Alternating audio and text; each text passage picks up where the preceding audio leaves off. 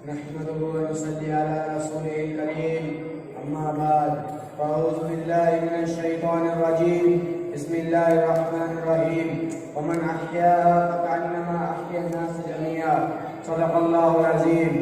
आजच्या कार्यक्रमाचे अध्यक्ष, व्यासपीठावर उपस्थित मान्यवर, प्रमुख पाहुणे, येथे जमलेले माझे बंधूंनो, मी आज तुमच्या समोर इस्लाममध्ये मान्य अधिकार या विषयावर 2 शब्द सांगणार आहे। ते तुम्ही शांतताने ऐकावे अशी विनंती। सर्वप्रथम ज्या या बाबतीत आम्हाला इस्लाममध्ये आढळते ते असे आहे, इस्लाममध्ये मानव म्हणून मानवाचे काही हक्क व अधिकार निश्चित करतो। मग तो मनुष्य आमच्या जातीचा व आमच्या जन्मभूमीचा असो किंवा एखाद्या अन्य जातीचा जन्मभूमीचा असो, आमच्या जातीचा असो किंवा एखाद्या अन्य जातीचा असो, मुस्लिम असो किंवा मुस्लिमेतर असो, एखाद्या जंगलात राहणारा असो किंवा वाळवंटात, केवळ मनुष्य म्हणून त्याचे काही हक्क व अधिकार आहे ते एक मुस्लिम अनिवार्यपणे देईल आणि ते त्याचे कर्तव्य ते त्याने द्यावे।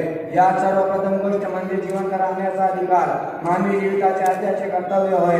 कुराण मध्ये फरमावले आहे, मन कतल नफ्सन बिगैरि नफ्सिन औ फसादिन फिल अर्द फकअन्नमा कतल अन्नास जमीआ।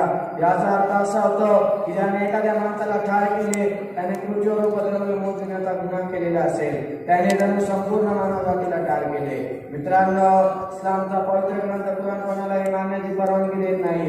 त्याचप्रमाणे इस्लामने प्राण रक्षणाचे पण अधिकार दिले आहे।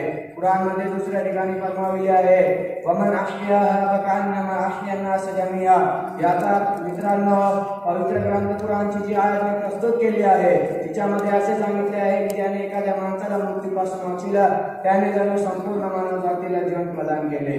त्याने माणसाला मृत्यूपासून वाचविण्याचे अनेक प्रकार आहेत। कुराण मध्ये एखादा मनुष्य आजारी किंवा जखमी आहे, जर तो तुम्हाला आजारी किंवा जखमी असताना आढळला तर तुमचे कर्तव्य त्याचा वंश व जात न पाहता त्याच्या उपचाराकडे लक्ष द्यावे। जर तो भुकेने व्याकुळ असेल तर त्याला जेव घालावे।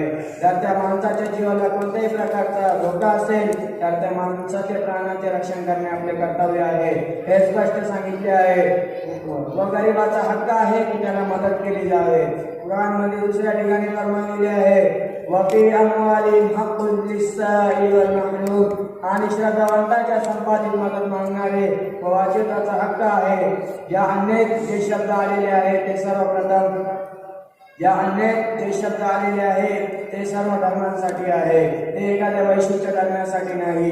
एवढे बोलून मी माझे 2 शब्द संपवतो।